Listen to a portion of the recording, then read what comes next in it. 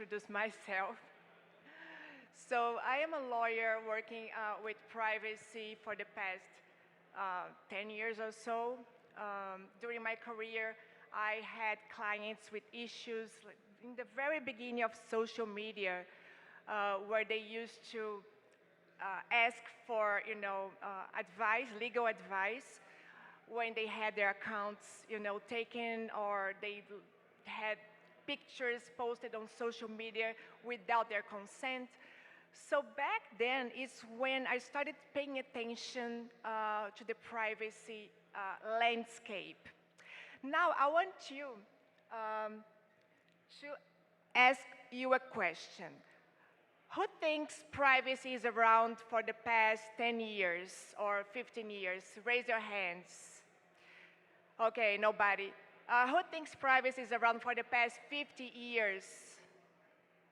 No? And what about 100 years?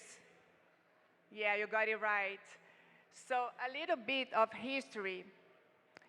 So these two guys you're seeing here on the screen, the one on your left, his name is Samuel Warren, and the one in the right is Louis Brandeis. So they were law students at Harvard in the 19th, very early 19th. So they were studying law, and they became very close friends. So they graduated together, and then they started a law firm together. The thing is that that guy there, Samuel, was going to get married to this senator's daughter, and they were a very prominent family, society was just paying attention to the wedding arrangements. So every time Samuel was walking around in the streets, photographers, they were taking pictures of him and his fiancée. And he did not like that at all. So they were posting pictures of him on, in the media newspaper. And he was like, okay, this is not acceptable. I should have the right to privacy. So of course, technology, that we had at that time was, cameras and the audio recorders. So those were the latest technology. Because of that, they sat together at their law firm and they wrote a very, very famous article in 1890. And the article was published at Law Review, Harvard. And basically this article is like a 20-page or so article. And they claim that everyone should have the right to privacy. This QR code here, if you have your cell phones, of course you do, you can scan the QR code, so you're gonna read the article. I would recommend you do that because it's very interesting how at that time they were so concerned about privacy. So what happened next? Things started to happen. In 1914, the FTC was established in the United States, and still today, they remain the federal agency that is most present, in privacy issues, enforcement, regulation, and lawsuits, and so on. And then, because of that, privacy started be discussed in courts, so lawsuits started to, happen because of this evolution of privacy. This was during World War I. What happened at that time? So government agencies, they were going through letters to search for our opponents in war, for like trying to push some, how can I say, subversion, or they're trying to disrupt the United States. So a judge came and said, okay, nobody can open a sealed letter. So that's why still today we know that letters, they are private. If we get a letter in our house that is not ours, we don't open, we just return to sender. That's how we learn, and that's how we do. So this also was a landmark to privacy still today. So just to avoid, going through privacy. Because of course, in order to find what's going on with other countries, terrorism or, a war, they had to go to millions of letters and of course go into millions of people's privacy. And then 1948, George Orwell wrote 1984, which is his famous book, and still today is one of the most reading books in the world. So basically, he has this city called Oceania, and where the population were surveilled by government, and they had their privacy, they had no privacy, they had their privacy invaded. So this was also considered a landmark, although it's a dystopian, but it's also, it feels like it's today, okay? Moving forward, on the same year, United Nations published the United Declaration of Human Rights, and in this Article 12, it's stated that everyone should have, the right to privacy, family, home, or correspondence. So it's signed, and it's of course valid until today, and it is also considered a huge, huge landmark. This is past, this is history, but history makes what we have today. And what do we have today? We have this. This is the world map, and what you see there is all the countries that have privacy regulation in place. And those areas that are not colored by red or yellow or green or red, they don't have a law or a regulation on privacy, but they are going to have in a near future, because they are just working on their regulations. And there is like a study that says in the next couple of years, every country will have a privacy regulation. The red ones are the ones that are most strict, and of course we have Europe as their, the leading actor with GDPR, that came into effect in 2018, and it's still the regulation that just guides, influences most of the regulations in the other countries. The yellow ones, they are also very comprehensive privacy regulations, and also there are limited ones, the green ones, and of course, the rest is just a matter of time. United States, what we have here, we have a mess, because we have 50 states, and up to date, each state will have their own privacy regulation, and this is not going to be very problem. It's a problem because no one is capable of know each of these laws and work with them. How about the company that operates in each state? They have to comply with 50 regulations. So this is of course my opinion that of course they have the American Federal Privacy Act, and it's still like they're working on that, but it will at some point be necessary. So I'm sorry. So a few states still have inactive bills, but at some point they will have one. So we're going to have like this map fully, green. Okay, so still today, we have AI. And we have many definitions of AI. Ara said it's just math. Yes, it's just math. But of course, somebody had to come up with a definition of AI. So this is from the OECD, you know, so we have a definition of AI.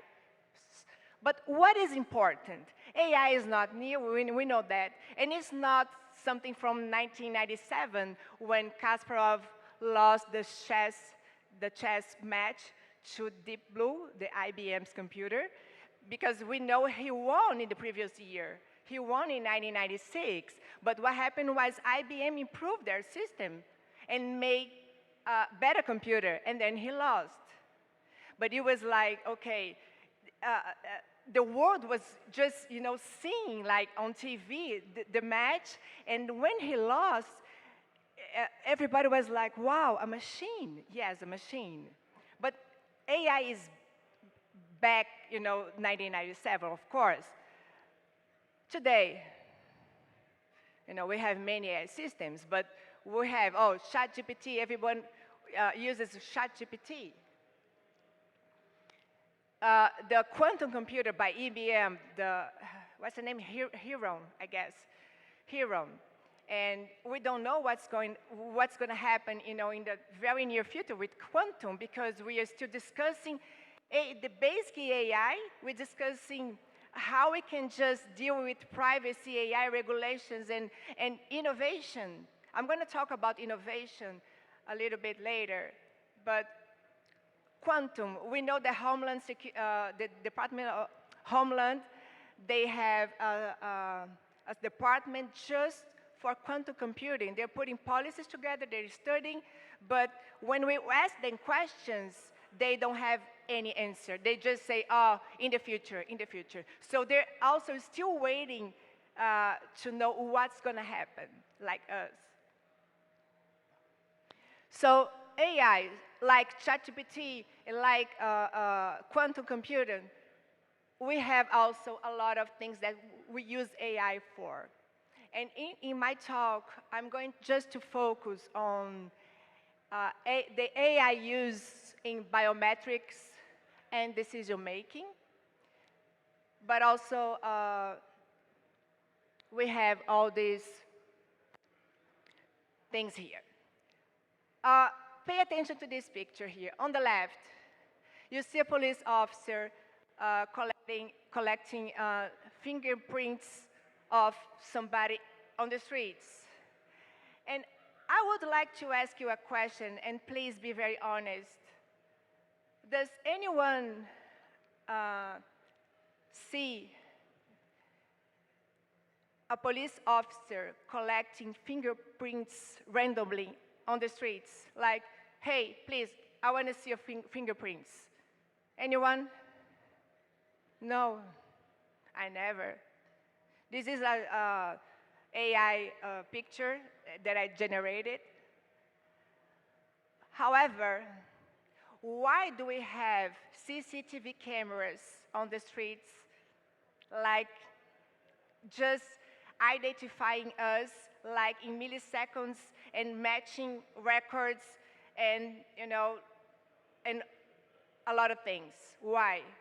Of course we know why. Oh, they say it's security. Okay, fine. But more than that,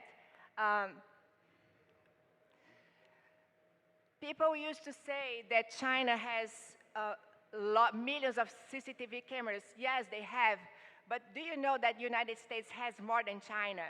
So the first place is the United States.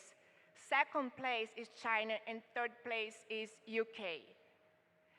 And people in the UK, because they used to have GDPR, now they left the EU, they have, you know, their own privacy regulation, but they are so concerned about these CCTV cameras, and because they are aware of their privacy rights. It's a like invasion of privacy for many, many reasons. So what we see here, sorry. No, it's not here. Okay. There is a video that I'm gonna talk about this video. So the concerns of this AI, you know, I just listed, I'm not sure if you can read in the back, but like bias and ethical issues, of course, data collection and profiling. Uh, we have a lot of data collection and profiling, and we consent to do that. It's fine, okay? I mean, the issue is when we are getting profiled without consent.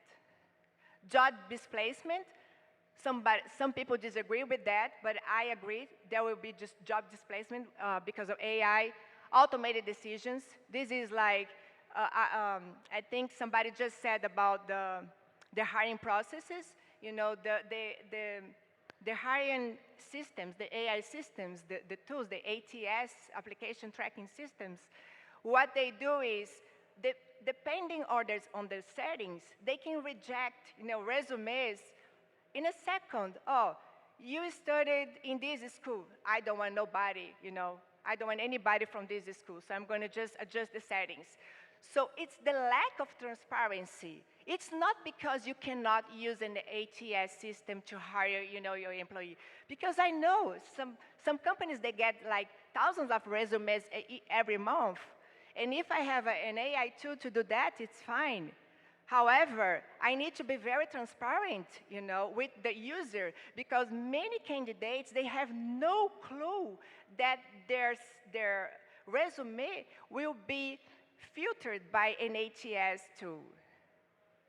And then these ATS tools, they can do anything based on the settings you just, you know, applied. So if you don't want a woman, if you don't want anybody over 40 years old, or, you know, so this is what, you know, falls in the classification of, you know, bias and ethics. Also, again, there is a lack of consent and transparency. Another thing that I was just discussing these days about LinkedIn using your data to train their AI tool. They can do that? Yes, they can, of course. But they have to tell you before they started, you know, collecting your data. So if you want your data to be trained, fine, but you have to consent. So what they did was, they didn't have, in Europe, they had the controls so the user could just opt in or opt out because of GDPR. And everybody knew, okay, I am going to consent, opt in, or I'm not going to consent, opt out. But in the United States, they didn't have that. They didn't let anyone know that they were using their tool to train LLM.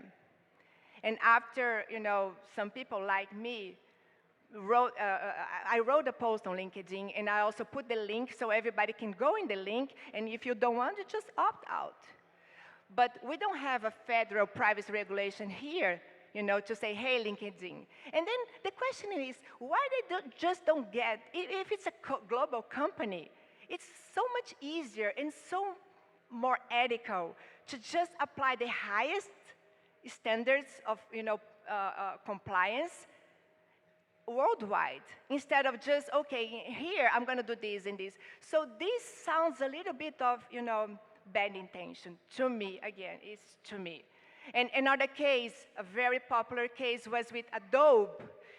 Adobe started claiming that every work, you know, made on their AI tool was Adobe's creation. So IP rights were, you know, just forgotten by Adobe. So they came up with a new terms of use after, you know, they had, you know, collected all the work and claimed, you know, that it's Adobe's work and not yours. And this is going to be in courts, you know. It's happening now again. You know, people are going to courts to claim, you know, IP rights, you know, against these big companies. And the problem is, again, it's transparency, because they don't just put in capital words, they don't just put a plain text and also highlight the changes. So what happened is a person that, like how it happened with Adobe, they read all the terms of use, and then the person found that, oh, this is going to be Adobe's creation, not mine. So because of him, and then Adobe came and then changed the terms of use. But that shouldn't happen, you know. So this is a very, very big problem that is going to be recurrent, you know, over the time if we don't comply with regulations, and also if the enforcement does not stop companies from doing that. Okay, this woman here, she was born a slave. Her name is Sojourner Truth. And she escaped to freedom in 1826, and she was very known for her speech that she prepared without, you know, training. She was just, and she said, "Ain't I a woman?" She was like an advocate for women's rights. And why am I talking about this woman here? And I want to know more about her story, you know, actually. Because AI, today, we are asking the same question that woman asked 200 years ago. We're asking AI today. AI, and I a woman. And why is that? Because systems, IBM, Microsoft, Amazon, this woman here, you know those women, Serena Williams, Oprah, Michelle Obama. But AI systems, they recognize them as men. And here it is. First one here, Michelle Obama, Microsoft. You cannot read, but it says, a young man wearing a black shirt, and then there is like a number, it's a category. Amazon, you know, appears to be male, 78.5%. Serena Williams, she's strong. And then this is plus a face plus plus app, recognize her as a man.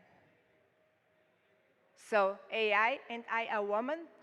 Of course, I also have to say that after all these problems, IBM, Amazon, and Microsoft, they stopped using the face recognition app for improvements. So I think they understood the lesson so far. This is a video. I think I can play it here. Let me just...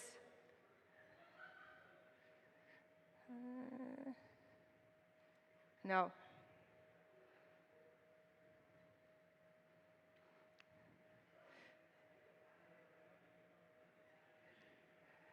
It doesn't play. Okay, this video, it's like 10 seconds video. It's just people wearing masks in the streets of China, you know, like biking with a very white mask, big white mask, just, you know, on the metros, on the streets, you know, doing their regular activities, but with a big, big white mask.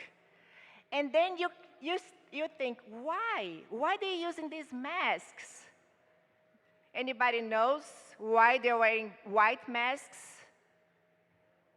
This is very common in China, to avoid the facial recognition cameras, you know, so they're using that.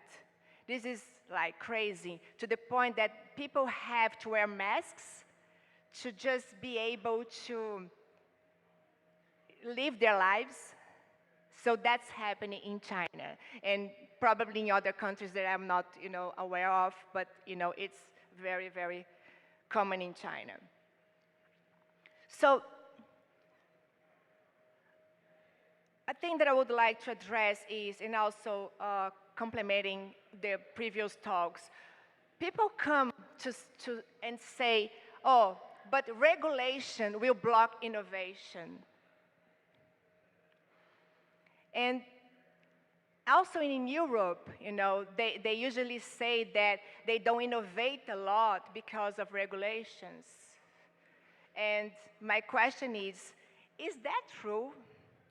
Because regulations are here because if we don't know what, in the case of AI, it's capable of, we need to regulate it to protect ourselves. So that's why Europe came with the first big regulation on AI.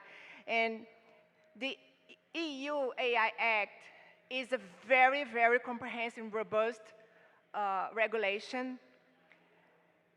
But the key point is it also encourages innovation, supports innovation.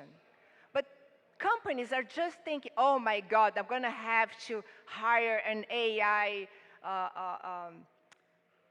professional just for governance. Yes, you're going to have to. If you don't do governance with your AI systems, you are going to fail sooner than you think. So the European AI Act is based on risk. It has a risk approach. So 4 levels of risk are the core of the regulation. And the fines are based, of course, on the risk. So to make things easier, they have unacceptable risk.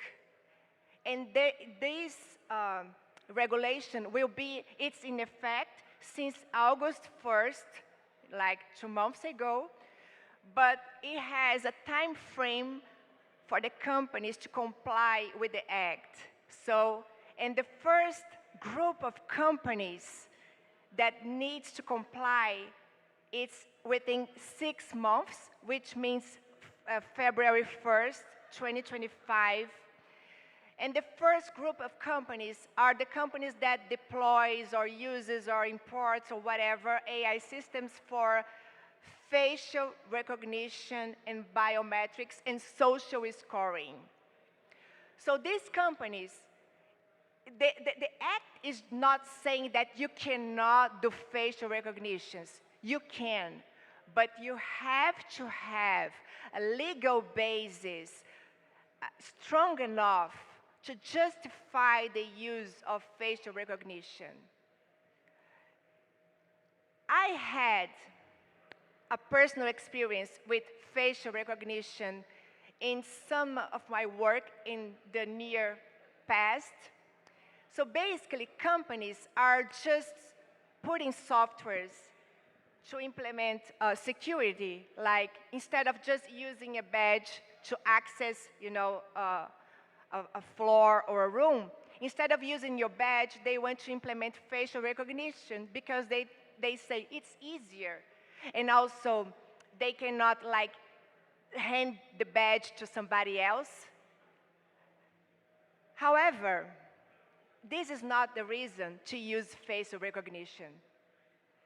So it's the balance between necessity, like proportionality, and necessity needs to be evaluated. Because if you can guarantee security by other methods than facial recognition, so the law says you need to go to the other methods, okay? So, but again, this is just a general overview, but the reality is that the regulation is like case by case. So that's why you need to work with not only the tech team or the CISO team or the legal team, HR. So everyone needs to work together, when dealing with AI systems. It's not only a specific team's effort, it's everybody's things. Because at the end of the day, the assessment that needs to be made will consider a lot of factors together to justify the use of this biometric and social scoring or face recognition. The second level of risk is the high risk. And some example here are like transport, recruitment. So those are also high risk. Why? Recruitment, again, I was just talking about the ATS systems, and those are considered high risk tools. The third one is minimum risks, chatbots. They are included in this category of risk. And the first one is like almost no risk. It's like using AI in the video games or spam tools. If you want to download the AI regulation, the QR code is here. I'm not sure you want to read it, but it's very useful to at least the first lines, and also the fines are, again, based on the risk, and they go up to 30, I think it's 30 million per so if you have like two risks, you're going to be fined twice, not one time. So it's just by each incident, and or 6 or 7% of their revenue, which one is higher. So it's a very huge fine. So, and also along with the EU AI Act in the United States, we have an executive order regulating AI. We have some states working on their own AI regulations, like Colorado, and of course, other countries in the world are coming. I am from Brazil, and in Brazil, we are working on the federal AI regulation. It's in discussions for the past 2 years. It's not easy to reach a common sense, at least. We know that, but it needs to be done, and before things start happening. Because again, ChatGPT, for example, I don't care what is in ChatGPT in the tool, because while it's in the tool, it's just tokens, it's just math, it's just numbers. What I care is the data that comes before entering the system, and the data that is generated, in the output. So those two parts, before and after, is the data that I care about. So people are just putting a lot of data, and the privacy is getting compromised because of this data. It's just being put. Also, there is some type of job is happening now, this data annotation. Companies are hiring people. If you're age 18 or older, you qualify to just, train the LLMs for companies. But these people are not getting trained. They have no clue about anything. What type of data they are just putting in the systems? Okay, again, ChatGPT, I use the version 4, the paid version, and I am testing ChatGPT for a while, and I did it today before this session, again, just to make sure. When you type, when the EU AI Act will come to force, or if we just ask, is it effective now? It says, no, it's not. It's still in discussions. It's wrong. It's wrong. The EU AI Act is effective since August 1st, 2024. But ChatGPT 4 says it's in its discussions. That's wrong. That's wrong. And it's kind of, it's a coincidence, AI Act and the ChatGPT, I don't know. Okay. Now we're going to talk about the future. I'm not a futurologist, but it's interesting. Think about the future. And we're going to talk about the future like today, in the next 2 years, or the next 10 years, or the next 100 years. I don't know. There is a university in London called Imperial College of London. The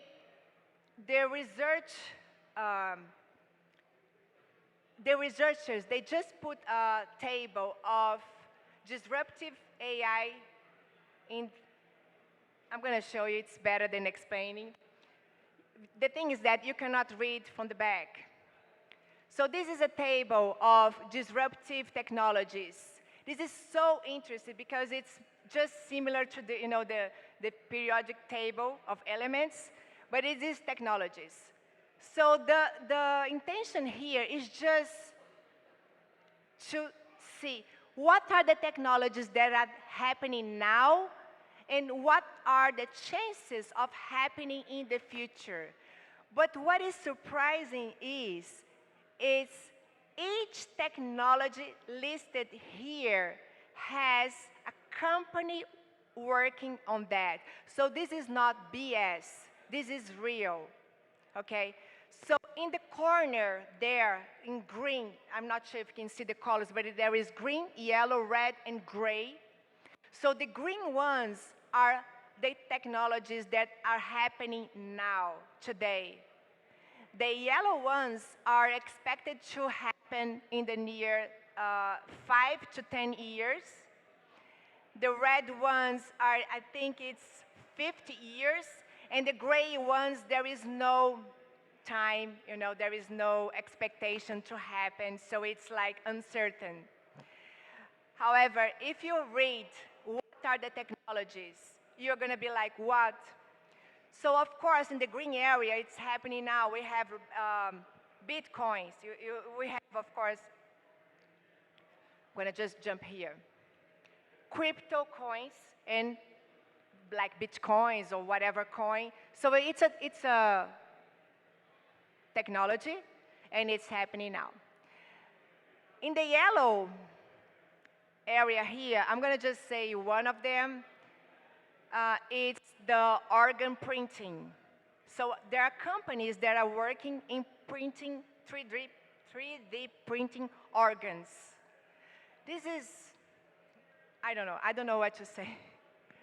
And in the red one, and also in the red one, we have pregnancy for males with artificial wombs.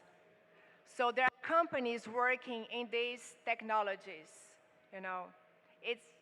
I'm not going to be alive to see that, I think. But anyway, I would love to see men getting pregnant.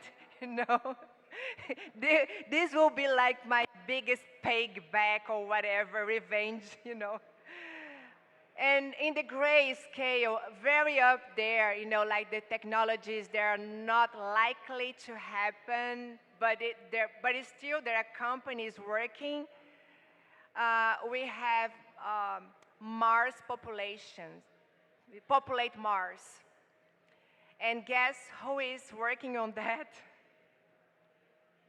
Yes, Elon Musk. Yeah, SpaceX is working. They have a project with, they want to populate Mars. I don't know, So maybe he has the money, maybe he can do that, but I won't be here to see what's going to happen. But the thing is, going back to innovation, because this is innovation. This is clearly companies working to innovate. They may sound crazy, but remember when we were like young, or I'm not sure all of them, but we used to watch cartoons like the Jetsons. They were the future to me, and wow. And maybe these technologies, they will be perfectly fine. I don't know, but regulation. We should regulate because, again, how can we deal with a company working on artificial wombs, and how is going to be the testing phase? There are so many things to be considered before deploying or a technology like that. And my point of view is that regulation, at least will force companies to be transparent, to be ethical. One of Elon Musk's company that have that chip for that disease, the EMLA, that help the patients to, you know, to do basic things like moving or writing on computer. So they're using these chips, implanted in the brains. But the question is, what if the company stops working? What if the company gets a cyber attack, a ransomware, and all the systems that controls the chip stop working? Or what if the batteries that are imported by a supplier that no longer will, okay, decided to break the contract or whatever? So how do we guarantee the survival for these patients? Those are questions that are valid that we have to ask before just, oh, everything is fine, everything is wonderful.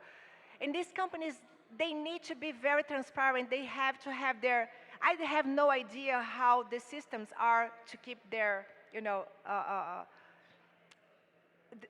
the case of the implants working, how the systems are secured and where the data is stored, where the data goes to, what do they do with the data?